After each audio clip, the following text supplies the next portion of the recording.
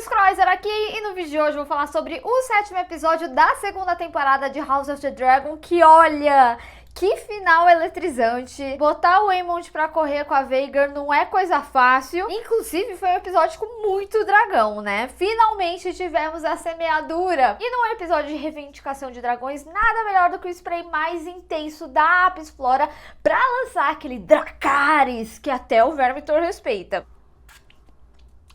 Dracarys. Mas falando sério agora, galera, a Apis Flora me convidou para falar sobre a nova embalagem do poderoso spray de própolis Propomalva, que ganhou uma edição limitada especialíssima de House of the Dragon. E assim como os pretos agora tem 7 dragões poderosos pro time depois desse episódio, o Propomalva é um spray antisséptico com 7 ativos naturais ideais. E eles são própolis, malva, sálvia, tanchagem, alcaçuz, eucalipto e menta. E essa combinação de ativos naturais tem uma ação antisséptica, anti-inflamatória e emoliente para cuidados com a boca e a garganta. Eu adoro, eu sempre tenho na minha bolsa ou aqui do lado, porque tem vezes que a gente fica mais de 1 hora gravando vídeo aqui para ter todos esses detalhes que vocês gostam tanto, que dá um tchan, uma força ali na voz. E obviamente tem cupom de desconto para vocês, é NathCroizer30, eu vou deixar o link aqui na descrição, então corre para reivindicar o seu. E lógico, né, gente, não deixa de se inscrever aqui no canal e clicar no sininho para receber notificação para quando tiver um vídeo novo, que semanalmente tô falando da série aqui no canal. E ó, já deixa aí avisado também, semana que vem possivelmente eu não vou receber o episódio antes, então eu vou fazer uma live após o episódio, mas depois vai ter um vídeo falando dos detalhes, até porque a gente vai ter muito o que conversar. E vocês podem contar com o vídeo geralzão da temporada também. Bom, gente, pra organizar tudo aqui, né, eu vou começar falando sobre os verdes, porque eles não essencialmente tiveram tanto destaque nesse episódio, mas tiveram questões muito importantes do que a gente viu aqui, principalmente com relação ao Larys. Eu vou começar falando sobre a Alicent, porque assim, né, a gente foi vendo ao longo dos últimos episódios que cada vez mais ela ia ficando de lado. Então as alianças que ela formou com o Larys, com o Cole, meio que não adiantaram muito pro lado dela. Ajudaram, obviamente, nesse golpe todo de colocar o Aegon no poder, mas pra ela mesma, no final das contas, quando ela precisou deles, eles não apoiaram ela. E aí, por conta disso, ela tá muito nesse sentimento de que ela não tem muita utilidade ali para as coisas que estavam acontecendo. O Aemond já tinha meio que demitido ela também, né, do conselho. Então ela tá ali se sentindo descartada. A gente vê, né, o que reflete a cicatriz. Lembra que eu tinha comentado, inclusive, que era no mesmo lugar que ela fez o corte na Rhaenyra, né, naquele episódio Um Olho por Um Olho. Aqui a gente consegue ver melhor esse corte, que também vai deixar uma cicatriz aí pra ela lembrar, né, disso tudo que aconteceu. E aí ela pede pro Sir Rickard acompanhar ela na mata do rei. E aí a gente vê essa cena, né, dela vestindo branco, com o cabelo dividido, falando: quem me conhece sabe. Tô brincando. Eu tinha falado isso no vídeo do teaser e alguns de vocês falaram que parecia aquelas matérias do Fantástico da pessoa na praia, em que ela é uma nova mulher. Sentir o vento, respirar fundo e aproveitar o tempo sem compromissos. Mas na realidade essa cena ela me chama a atenção para um encaminhamento diferente pro destino da personagem aqui na série. Essa parte, gente, eu vou falar só no final do vídeo porque eu quero adentrar em alguns aspectos para quem leu o livro, mas eu vou sinalizar vocês quando isso acontecer, tá? E para quem não tem conhecimento da história do livro, essa cena ela foi um ponto de atenção muito importante, que eu acho sim que pode mudar o direcionamento da personagem pra série, até porque a gente tem visto muitas mudanças da série com relação ao livro e nesse episódio tiveram várias, inclusive, mesmo que sejam mudanças pontuais, mas que podem fazer toda a diferença lá na frente, como até mesmo a forma que foi feita a reivindicação do Adam, que a gente vai discutir, né, aí quando chegar no momento dele. E aí, da mesma forma que a gente viu no arco dela as consequências do povo, a gente viu também que os verdes, eles pegaram alguns guardas reais que estavam ali de conluio com a Mysaria, com a Rhaenyra, falando que eles iam ser misericordiosos, né? Mas nesse momento tem uma conversa muito interessante entre o Larys e o Jasper. O que eu acho muito interessante dessa conversa são dois aspectos. Primeiro, como a fofoca acontece, né? Aqui na cena, o Jasper, ele revela que ele sabe, né, sobre o Smoke ter sido reivindicado. Eles não conseguem dizer exatamente por quem foi, eles até chegam a cogitar a Rhaena, que é muito importante esse destaque dela, porque eles até chegam a falar que ela ela tentou montar o Sea-Smoke quando ela tinha 14 anos e ele quase devorou ela. Nesse episódio a gente viu, né, como que é um dragão devorando as pessoas com Vermithor ali, com os sementes de dragão, coitados. Então isso também vai ser importante pro direcionamento da cena dela que a gente viu ali, né, com os Arryn. E aí ele fala como rolou essa fofoca. Ele fala que um ajudante de estábulo ouviu do pai dele, que é um pescador, que o companheiro de bordo tava naquela situação do Sea-Smoke reivindicar o Adam. Eu acho que isso também é muito legal, principalmente pra quem lê os livros, porque o livro em si, né, como eu falei, é aquela fofoca espalhada. São várias perspectivas sobre um acontecimento da época da Dança dos Dragões, né? Então são alguns mestres falando, o cogumelo falou tal coisa, mas esse outro falou tal coisa.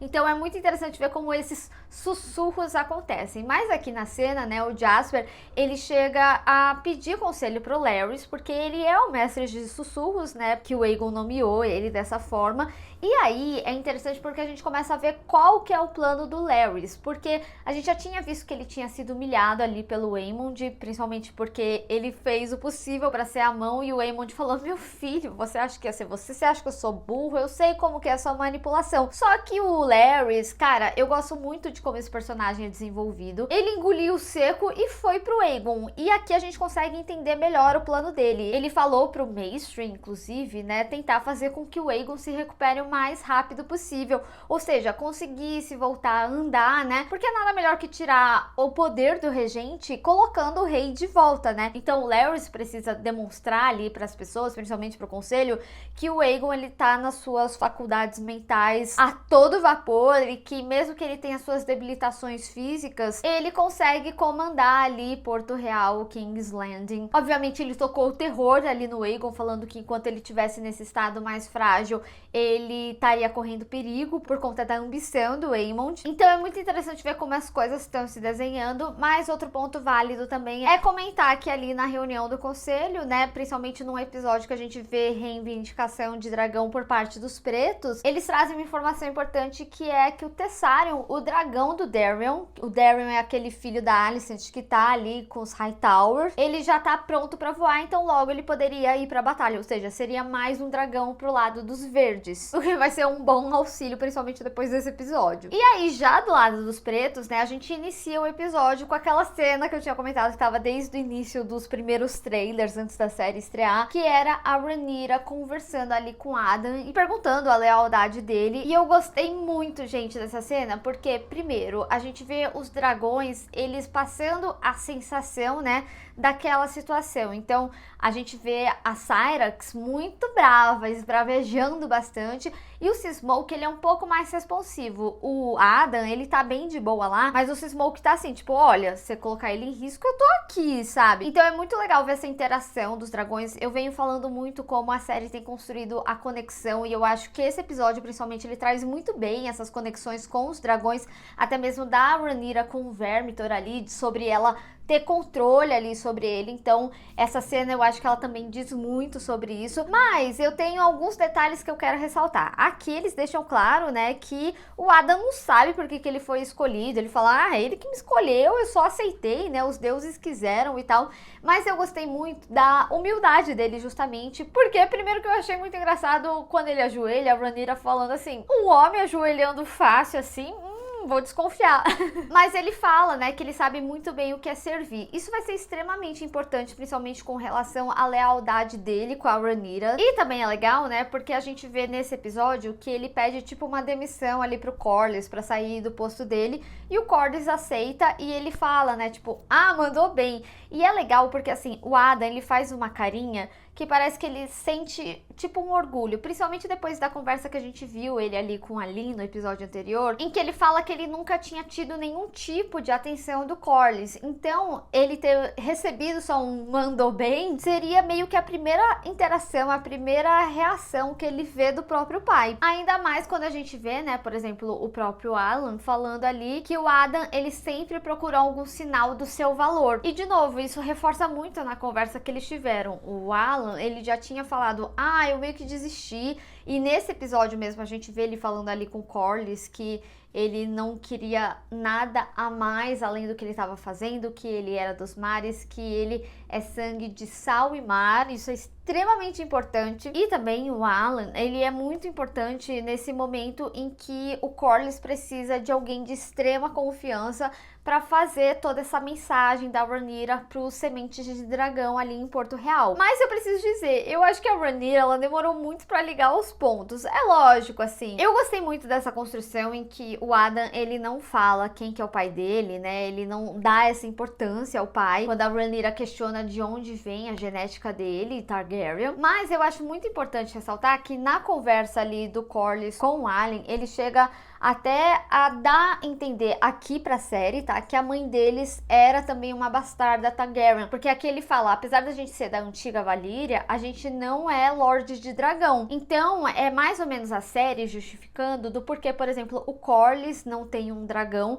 Porque só pra voltar aqui e retomar um pouquinho, o Laenor e a Lina, eles tinham dragão porque eles eram filhos do Corlys com a Rhaenys. A Rhaenys, ela tem sangue Targaryen, tanto que a gente vê a Baela falando que ela é fogo e sangue, e não sal e mar, como o Ellen. E aí, como eu tinha comentado no episódio anterior, né, no livro eles falam, pode ser do Laenor, mas alguns já diziam que era realmente do Corlys, porque a Rhaenys, ela não aceitaria muito bem. Então a série, ela construiu um pouco além com relação à mãe dos meninos, né, que ela poderia meio que ser também uma bastarda Targaryen, e por conta disso eles teriam esse sangue que poderia domar dragões, que eles seriam lordes de dragões. Eu não acho que a série vai adentrar muito mais na origem da mãe deles, tá? Eu acho que foi realmente só pra justificar porque o Corlys não tem, sendo que eles eram filho deles e que ele é da antiga Valíria, e tentar ainda assim resgatar a essência do que é construído nos livros com relação a isso. Até porque esse episódio, ele fala muito dessa relação de sangue ancestral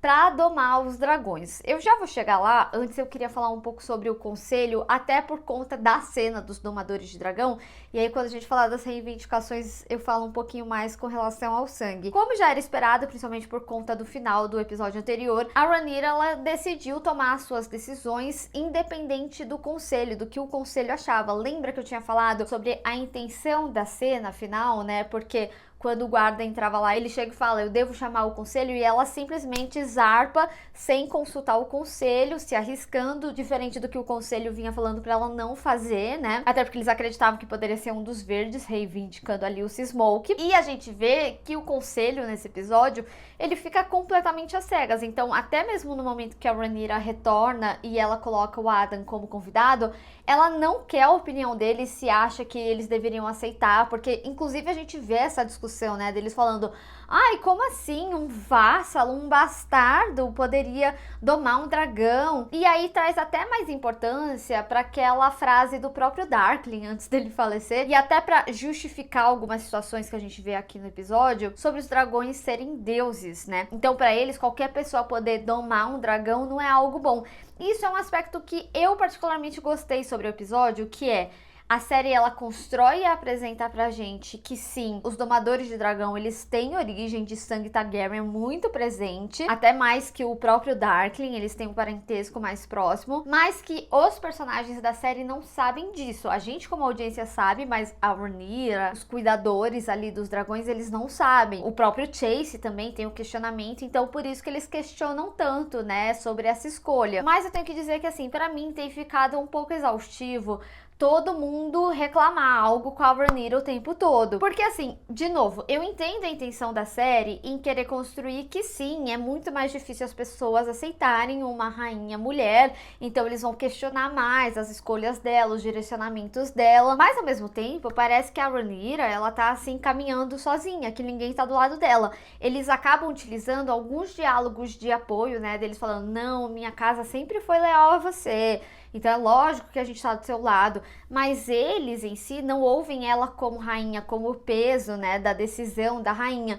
Então ter essa cena também dos próprios domadores ali de dragão É lógico, também vem pra justificar dela ali se arriscando também, dela fazendo as coisas sozinha, independente do que os outros pensem, ela vai seguir com as ideias dela. Então tem essa cena, né, do Vermithor. Eu gosto muito da construção dessa cena, porque ela vai ali, né, ela meio que domina ele e ela virar de costas pro Vermithor, que é um dragão completamente bravo, né? Também mostra essa confiança que ela tá safe ali na situação, sabe? E eu também gosto da construção dessa cena porque assim, a gente vê a Rhaenyra olhando pra algo gigantesco e a gente vê o cabelo dela esvoaçando um pouquinho, que ele tá chegando, a gente ouve o som, sabe?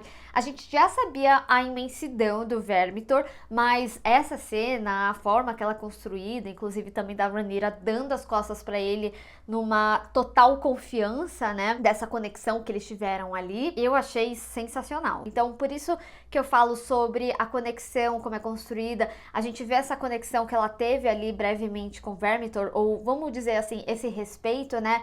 Quando ele fecha o olho e a Rhaenyra fecha o olho, né? Então é muito legal esse espelhamento de cenas, como eles trazem, né? Até pra gente entender certas conexões que nem tinha sido do próprio Adam com o Smoke, dele se olhando ali. A série não precisava mostrar o Adam em cima do dragão no episódio. Você já conseguia entender ali com essa conexão que ele foi, sim, domado pelo Adam. Ou melhor, né? Que ele dominou o Adam.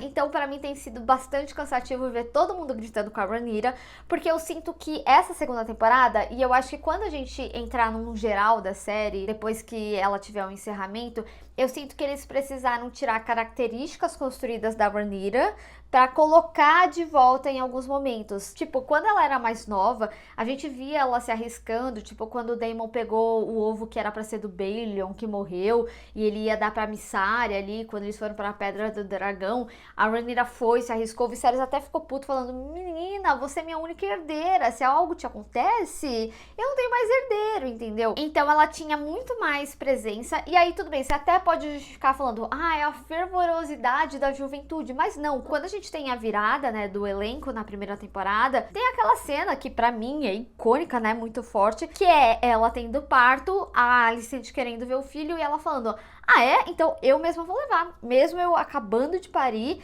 e sangrando, eu vou fazer isso, sabe? Então a Rhaenyra, ela tinha demonstrações de força que eu sinto que ela foi totalmente castrada aqui nessa segunda temporada. Então a gente vê essas cenas que, de novo, eu entendo a intenção, mas pra mim são totalmente desconfortáveis. Eu acho que elas passam do ponto, quando a gente tá falando dessa relação de hierarquia, de rainha e etc, pra colocar de volta nela. Então, da gente ter essas cenas de tipo, tá bom, você vai embora, eu faço aqui sozinha, eu falo aqui com o Vermithor, vou me arriscar e tudo mais, sabe? Passando essa sensação que ela tá sozinha, por mais que jurem lealdade a ela. Então, eu sinto que eles descaracterizaram um pouco a Rhaenyra nessa segunda temporada, só pra trazer esse, eu carrego o legado do Viserys. É até interessante que a gente tava discutindo, né, que apesar do Viserys ser um personagem querido, eu lembro que na primeira temporada, muita gente não gostava dessa passividade do Viserys em muitos momentos. Eu acho que ele teve momentos icônicos e eu acho que a gente vê isso se repetindo aqui na Rhaenyra, mas dentro de uma personagem que tinha características completamente diferentes. Por mais que sim, ok, agora ela é a rainha, ela tem que pensar diferente, ela tem que pensar no povo, mas vou me repetir aqui de novo, eu sinto que eles precisaram descaracterizar ela um pouquinho pra trazer essas situações e que pra mim tem sido um pouco desconfortáveis de assistir, não pelo fato de, não houve uma mulher, mas pela desconstrução mesmo de característica, em momentos que parece que você pedia mais da personagem e não tava indo. E não é de Irma Darcy, tá, gente? Isso daí é completamente direcionamento de roteiro. E aí, né, a gente tem um momento dela conversando com a Mysaria sobre os bastardos, né, sobre justamente ter esse plano de convocar eles ali em Porto Real. E ela fala, olha, o que eu mais vi, né, na época da Casa de Prazeres era justamente os lords, principalmente os Targaryen, se deitando com outras pessoas, e o que mais teve foram bastardos. Não é à toa que, por exemplo, lá na primeira temporada a gente viu, inclusive, um bastardo do Aegon ali naquela casa de batalha de criança. Então sim, tem muitos pela cidade, agora não mais tantos, né, porque foram mortos pelo Vermithor.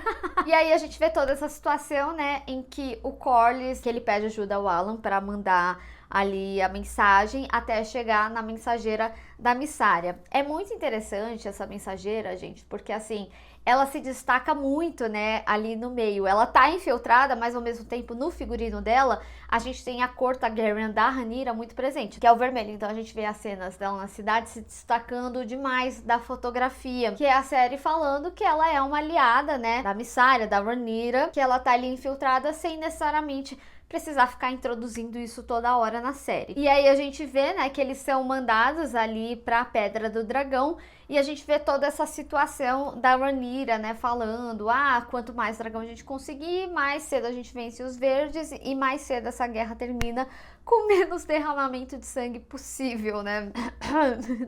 Não. Mas aí eu vou retomar até o que eu tinha falado. O que eu gostei muito desse episódio é como eles construíram a ancestralidade desses personagens. De novo, mantendo os personagens ali na ignorância. Então a Rhaenyra, mesmo que ela não tenha ligado os pontos tão facilmente, ela não sabe que o Adam é filho bastardo do Corlys, assim como ela não sabe a origem do Ulf e do Hugh. Eu acho que o diálogo do Adam com ela deixa muito claro, né, dele falando, pessoas como eu, a gente não tem registro da nossa família, então não consigo te falar de onde veio o sangue da minha mãe, o pai ele não quer nem falar. E na própria conversa da Rhaenyra com a Mysaria, ela chega a falar que o Smoke deve ter sentido o cheiro do sangue do Adam. É interessante porque ela não fala essencialmente assim, o sangue Targaryen, porque o que a gente vê nesse episódio são as semelhanças dos antigos montadores dos dragões com os montadores atuais. Então, por exemplo, o Adam, ele deve ter alguma semelhança sanguínea aí com o Laenor. Por mais que a série não entre a fundo, né, na origem da mãe dele e tudo mais, ainda assim existe essa semelhança, o que justifica o Smoke ter reivindicado ele, o que vai justificar também o Vermitor e a Asa Prata. Então, por exemplo, o Hugh, até então a gente estava acompanhando ele, a gente via que a série, ela trazia um destaque para o personagem, mas só nesse episódio a gente teve conhecimento da história dele. No livro é um pouquinho diferente, eles não deixam muito claro aqui, e aqui ele fala que ele conhecia muito bem a origem da mãe, que ela era uma irmã do Baelion, ou seja, que era uma filha do Jaehaerys. E já o Ulf, lá no terceiro episódio, ele falava que o Jaehaerys era o avô dele, e que ele era um filho bastardo do Baelion. E por que é importante entender essa origem? Porque o Jaehaerys, ele montava o Vermitor, e a sua esposa, a Alysanne, montava a Asa Prata. Então, quando a gente vê um momento de conexão ali, por exemplo, do Hugh com o Vermitor, a gente vê, lógico, teve toda aquela relação, né, da Rhaenyra falar, eles não podem sentir que você tá com medo, ali quando o Darkling tenta montar o Smoke, porque o Hugh, ele tem primeiro um ato heróico ali, né, de salvar a moça que ia ser queimada ou comida pelo Vermitor, e ele ainda meio que dá uma peitada no Vermitor, e ele sente essa conexão de sangue com o Jaehaerys, que foi o seu antigo montador, além de toda essa relação de respeito dele ser peitado, sim, é o dragão mais feroz, né, a fúria de bronze. E o Hugh, eu acho que ele também é um personagem que tem uma construção interessante nesse episódio, porque eles trazem a motivação do personagem, que vai ser extremamente importante para o futuro, e é revelado, né, que ele perdeu a filha. A gente sempre viu a filha muito doente aqui ao longo dos episódios, também essa dependência ali, né, do Aegon pagar que ele tinha prometido, e o outro já tinha avisado, né, a palavra do rei, ela é muito importante pro povo, então se ele falasse que ia pagar, ele tinha que pagar. E já o Ulf, né, a gente vê ele naquela situação que eu preciso dizer que, assim, eu gosto e desgosto da cena, porque ela é uma cena engraçada, eu acho que ela é completamente diferente e oposta do Vermitor. É lógico, o Vermitor, ele é um dragão extremamente bravo, feroz, que nem a gente tava comentando, mas na cena, ele pisou num ninho, né, ele não chega a quebrar um ovo, óbvio, mas ele deixa ali exposto. E aí, sempre que a gente vê coisas de animais, né, principalmente mamães, é algo muito bravo. Então eu achei que a Asa Prata foi bem de boa ali, né, mas dá a entender, lógico, que ela deu uma cafungada ali nele, né, que ele foi caindo, ela foi jogando ele só dando uma focinhada, e aí daí também essa conexão. Por isso que é muito importante a gente entender essa origem dos dois, do Jaehaerys e da Alysanne, que eram os antigos domadores de Vermitor e Asa Prata. E gente, eu amei a cena do Ulf ali parado, ele tava literalmente o meme apenas não reaja. E assim, apesar de eu ter falado, né, dessa relação da conexão ter sido muito rápida, eu achar que ele precisava se esforçar um pouquinho mais, vamos falar dessa forma. Eu gostei muito de ver ele doidão, né, montando ali na Asa Prata e indo até em Kingsland. E assim, ao meu ver, essa cena de Porto Real, pra mim é uma forma do Luffy mostrar pras pessoas que ele conseguiu. Porque assim, ele tava todo inseguro, ele foi incentivado ali no bar. Então pra mim, essa cena a princípio é tipo ele dizendo, eu consegui, e ao mesmo tempo um recurso de roteiro pro Waymond já saber o que aconteceu ali em Pedra do Dragão, dele ter a situação confirmada. Mas ao mesmo tempo também foi muito importante, principalmente pra gente ter aquele final em que o Waymond descobre que algo estava acontecendo, né, a ponto dele ir atrás com a Veigar e a gente vê, gente, sim, Aemond peidando para os dragões, né? Cara, essa cena, ela é sensacional do final, tipo, os 3 dragões. Ele nem chegou a ver o Seasmoke porque o Jasper nem chegou a contar pra ele, mas ele viu que a Asa Prata e o Vermithor estavam ali junto com a Rhaenyra, que é o que faz ele retornar. E aí, só pra até encerrar essa questão da semeadura, né, como eu vinha falando, eu acho que a série é interessante que ela tenha deixado os personagens na ignorância, mais pra gente como público responder, principalmente porque a gente vê a Rhaenyra aqui falando, né, que ela não sabe se é por sangue, se é por mérito, mas a série constrói pra gente que tem a ver com o sangue. Então sim, a gente vê Hugh e Ulf conseguindo por conta dessa ancestralidade ali, né, onde a Harris e a Alysanne. O que é extremamente importante até mesmo para a discussão que o Chase tem ali com a Rhaenyra, né? Eu preciso dizer que eu fiquei meio assim com a atitude do Chase, né? Mas também, ao mesmo tempo, é compreensível, né, dentro do que ele defende ali. Ele é muito ciente que ele é um bastardo, desde quando ele era mais novo, eles constroem isso, né, entre os irmãos, né, ele era o mais consciente, e a gente já tinha visto ele também desabafando ali com a Baela sobre essa situação de como era a relação dele com o Strong quando eles estão falando de seus pais, e ela fala do Daemon, né, então a gente vê essa relação do Chase, dele falando que, ok, eu achava que eu era digno, mesmo sendo um bastardo, em que eu podia ainda reivindicar dragões, né, então eu fazia parte de uma linhagem importante, então se agora qualquer um pode, quem que vai ser o rei dos 7 reinos, né? Da mesma forma que a gente tá vendo aqui família brigar pelo trono, por que não uma pessoa, sei lá, ter o poder que sobe a cabeça e tirar o que é meu por direito, né? O que é a minha herança. Então é um questionamento válido, com certeza. E por isso que eu falo que eu acho que é importante deixar alguns personagens na ignorância da origem desses personagens. Até porque é muito importante pro futuro do personagem na história. E aí, né, além disso tudo, lá em Harrenhal, a gente tem o Daemon tendo mais uma alucinação. Mas eu preciso dizer, gente, eu sou uma das pessoas que tem reclamado bastante do Daemon em Harrenhal.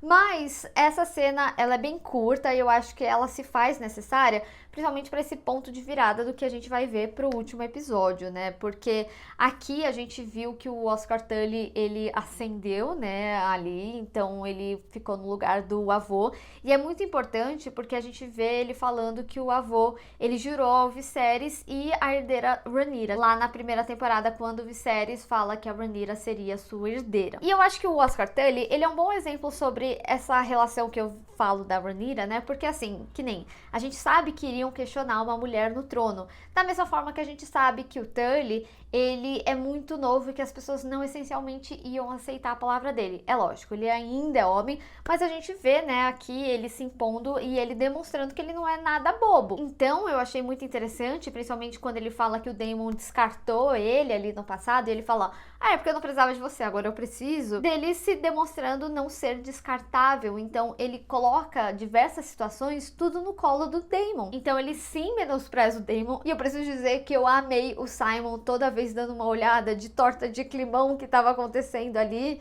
porque ele sabe como o Daemon, ele é extremamente volátil, tanto que o próprio Oscar, né, ele chega a chamar o Daemon de príncipe, e ele já tinha sido bem claro que era pra chamar ele de Your Grace, e ele se impõe e fala assim, você quer o exército ou não quer, né, então tem que ser do meu jeito, eu sou o Lorde aqui. E eu acho que no convencimento ali, né, ele sabe que aqueles senhores, eles não gostam do Daemon, então ele também precisa falar assim, olha, eu entendo, eu também não gosto, mas minha casa jurou ali ao Viserys que infelizmente é o Daemon que tá representando aqui a Rhaenyra nesse momento, então a gente vai ajudar ao Daemon. Só que teve toda aquela situação, né, dos Bracken e dos Blackwood, que o Daemon, ele precisou matar a pessoa que foi fiel a ele. Então, por mais que ele tenha induzido o Blackwood a fazer o que fez, como eles falaram, né? Você fez porque você quis.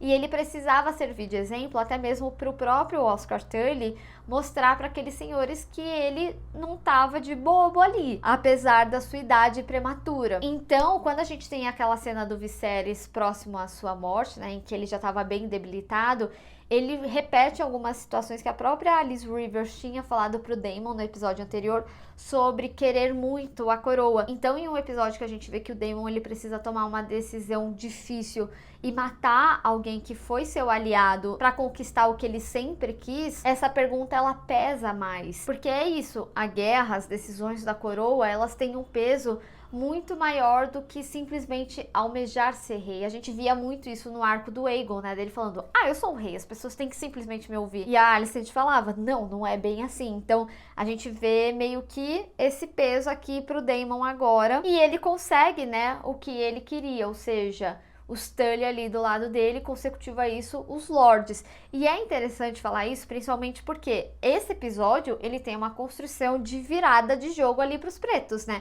Porque a Rhaenyra tem mais dragões, e dragões totalmente imponentes, né? Como o Vermithor, a Asa Prata também, e os Smoke reivindicados como montadores. Então, eles têm muito mais dragões que poderiam acabar com a Vhagar, que era o poder que os verdes tinham, porque afinal de contas, os pretos, a Rhaenyra, que era a mais experiente e com o dragão mais velho, não podia, porque ela era rainha, então se ela morre, a guerra acaba. E o Chase não podia ir com o Vermax, porque da mesma forma que o Viserys ficava questionando a Rhaenyra fazer as coisas, ele é o herdeiro dela, então ele não pode também ficar se arriscando. Então realmente a Rhaenyra, ela tava em uma situação que ela tava de mãos atadas, né? Eu falei bastante disso com vocês no episódio anterior, mas a gente vê aqui uma situação em que agora os pretos têm esses dragões, e não só os dragões, mas também Harrenhal, em que os verdes falavam que era essencial conseguir Harrenhal. E inclusive, né, a gente não pode esquecer que o Cole tá a caminho ali de Harrenhal. Então é um episódio extremamente importante, né? E além disso, por último, mas não menos importante,